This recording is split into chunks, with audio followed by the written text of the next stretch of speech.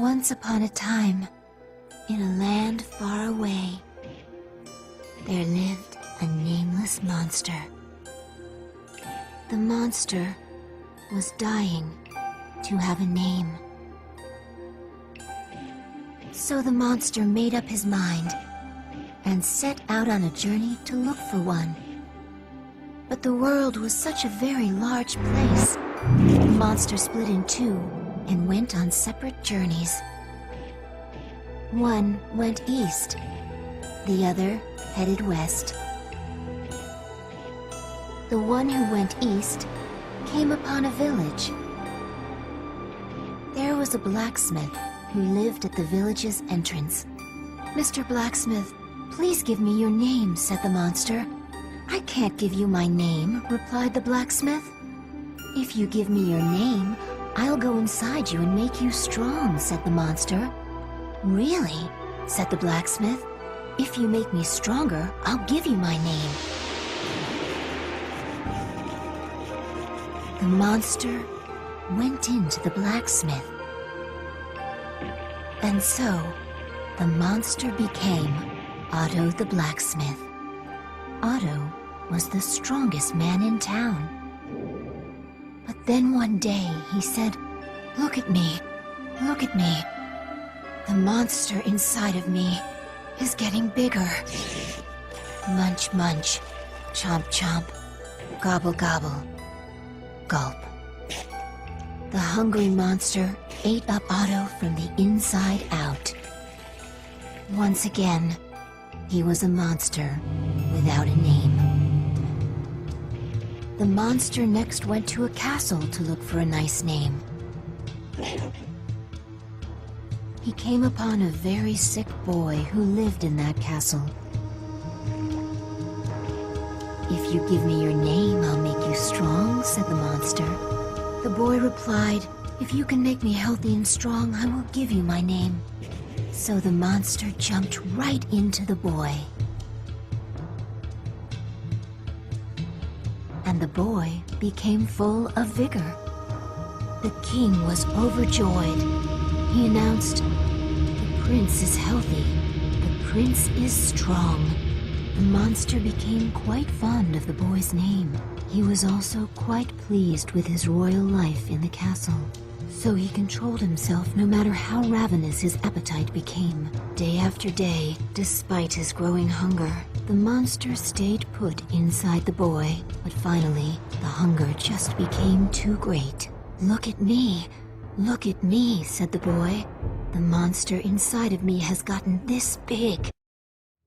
The boy devoured the king and all his servants. Munch, munch, chomp, chomp, gobble, gobble, go. The castle was lonely now with everyone gone, so the boy left on a journey.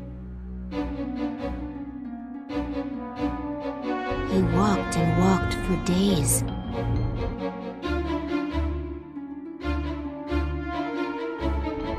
And then one day, the boy came upon a monster who had gone west. "I have a name," said the boy, "and it's such a wonderful one at that." But the monster who went west replied, "Who needs a name? I'm perfectly happy without one." After all, that's what we are, nameless monsters. The boy ate up the monster who went west. At last he had found a name, but there was no longer anyone to call him by it. Such a shame, because Johan was such a wonderful name. The story just told is the key essential thing that pretty much sums up all of Johan as a character. Johan being someone who's trying to find his identity in the world and goes through all sorts of unstable and chaotic moments to then realize his conclusion in life that everyone is equal in death. An extremely nihilistic person who wants to see nothing but the world burn. He wasn't necessarily what the Nazis wanted him to be, although even though he was their definition of the ultimate man, the leader of the next Aryan race, Johan didn't care for any of that, because he was quite literally the embodiment of, I'm not racist, I hate everybody equally. A man who's capable of making people kill themselves with just his words. Quite literally the anime version of the Joker. Someone who is, from a structural standpoint, as I pointed out in my video How to Write the Perfect Antagonist, is written flawlessly. If you asked me who the greatest antagonist in all of anime and manga was, and my life was on the line, my answer would either be Johan or Griffith, and at the moment, Griffith definitely serves as the 1B to Johan's 1A. Every action that we see Johan take is to show his overall chaotic and extremely nihilistic nature. The game that he plays on the rooftop with the boy, saying that if you survive, it was because you were destined to, carelessly throwing his life out there without a single thought. The entire narrative and story of Monster is predicated on the actions of this man, and the dynamic he has with Dr. Tenma. But Johan's unstableness mentally and the whole issue of him finding an identity and ultimately becoming the embodiment of nihilism itself is so beautifully represented by the story I retold in the beginning. If you were to ask me what was my favorite thing from Monster, it would have to be the Nameless Monster tale. It's something that was used as symbolism and as a metaphor for who Johan was as a character, but Urasawa tells it as a separate story within the story of Monster. Essentially what Urasawa did was use a creative telling of a story within the story to explain that story. I know it sounds wild, but just bear with it. The story tells of someone who's trying to find their identity, but through different attempts and many failures, he ends up feeling alone. And in that loneliness, despite seeming like someone who's just an innocent member of society, turns into one of the greatest monsters ever written. There has to be something to be said that one of the creepiest antagonists in all of anime and manga that I've ever witnessed isn't someone who's given dark or supernatural powers. He isn't someone who could destroy planets with just a finger. He's just a man. But nonetheless, Urasawa does a great job to dictate that in Monster, Johan pulls the strings. As I did state in my video How to Write the Perfect Antagonist, Johan does check every single box possible that you could want from an antagonist. He's someone who's presented from the very beginning, allowing for proper buildup of his character. He's someone who parallels and contrasts the protagonist amazingly as well. Due to Dr. Tenma saving him, Johan showing a face of regret as to why did you let me live, Johan is ultimately tied to Tenma and serves as the perfect contrast. Tenma again believing that all lives are equal and that one life shouldn't be valued over another, and well, you know Johan's favorite quote. Not only that, but Johan is someone who pushes the narrative of the entire story. Like I said earlier, Johan and all of his actions dictate pretty much what happens to not only the protagonist, but almost every other side character in the entire series. Even though the protagonist is Tenma, it seems like the entire story of Monster revolves around Johan. And to have such an antagonist who has quite literally the hardest death grip on any series that I've been able to witness is impressive. I think it's large due in part to the first impression we get of Johan's character is a mild-mannered person who seems innocent, who seems charming, someone who seems like an esteemed and noble member of society. But as the story continues, we find out that cannot be further from the case. Johan is a savage monster, trapped inside the body of what seems to be a German model. Johan is introduced from the beginning, he parallels and contrasts the protagonist perfectly, he does what's necessary of an antagonist, being the dominant force, therefore pushing the conflict within the story, and on top of that he has his own goal. And it's a pretty simple goal. He's not someone like Madara or Griffith, who you could argue is not necessarily doing anything wrong in their intentions, just the way they went about it was wrong. Johan does not care for such trivial things. Johan is the embodiment of evil, and he wishes to communicate a simple message.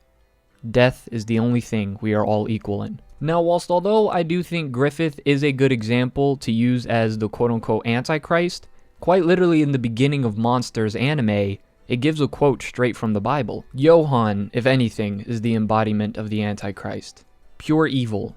Everything that stands against life and what's good in the world. If I haven't made my point clear yet, I'm trying to get across that he is absolutely horrifying. But despite his horrific and at times creepy nature when you see the monster that Johan can be, there's also this immense feeling of tragedy, melancholy, and just sadness. Learning upon Johan's past and all of the traumatic events that led to him becoming the monster that he is, I think when looking upon Johan's character, you see nothing but pity. When really looking into Johan's character, he's someone that due to his ability to create chaos, you wonder what would he be capable of if he put that ability to good use. But sadly, where he walks, death follows. And because of that, he's able to create this tension in the story whenever he's present. You already know something big's gonna go down. And to really make things even better, Johan is given one of the most beautiful resolutions as an antagonist ever. Again, it's all predicated on his philosophy that can honestly easily be misinterpreted upon first examination if not examined well. Feel free to click off if you haven't read all of Monster and you're not caught up, but for those of you that know the climax of the story with Tenma and Johan being there, Tenma refusing to shoot Johan, Johan taking the little boy, and then Johan being shot by the drunk man and then surviving, all seems to be so poetic knowing what we do know about Johan's character. Despite everything that had happened, he wanted to prove the point to Tenma, but Tenma still refused. And in the chaotic event of what ended up happening, even though Johan thought he was destined by fate, in a weird way he wasn't, but then ends up surviving anyways. For a character who literally had a death grip on the entire series and seemed to have everything under control, all it took was one moment outside of his control to put an end to his madness. And the entire dichotomy between Tenma and Johan again really reminds me of Joker and Batman, because when you look upon Johan and you see this sadness and this loneliness, it's almost as if Tenma completes him, just like Batman completes the Joker. It's a poetic push and pull of philosophies and ideals that reaches a climax almost unmatched and unparalleled in all of anime and manga. I think there's more I could speak of structurally when it comes to Johan as a character. I kind of ran through it quickly, but again, I really did give the majority of the examples in my video how to write the perfect antagonist, so I will leave that video in the link in the description below. But without a doubt, Johan is the greatest antagonist that I've witnessed in anime and manga. I hope this motivates you to check out Monster and read it if you haven't yet. And if you are new to the channel, make sure you like, comment, subscribe, turn on the bell notifications, that way you're notified whenever a new video pops up on some of your favorite anime, manga, or whatever content. As always, this has been The Masked Man. Hope everyone has a blessed rest of the day, and peace.